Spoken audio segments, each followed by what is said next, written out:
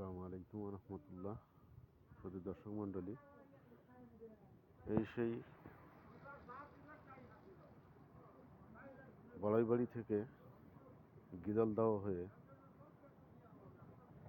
আপনার চৌধুরী হাট হয়ে এই দিকে যে আসতো, আপনার জয়মনি হাট দিয়ে আসামের দিকে যে যেত, সেই ব্রিজটির এই যে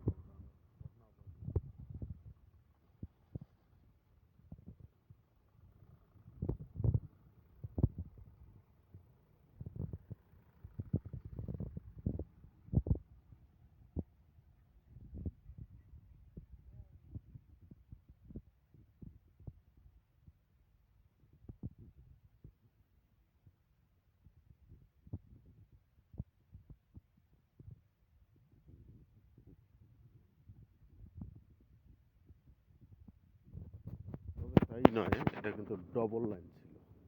এটা একটা ব্রিজ, আর একটা দেখাইতেছি। এই যে শুধু পিলারগুলো আছে,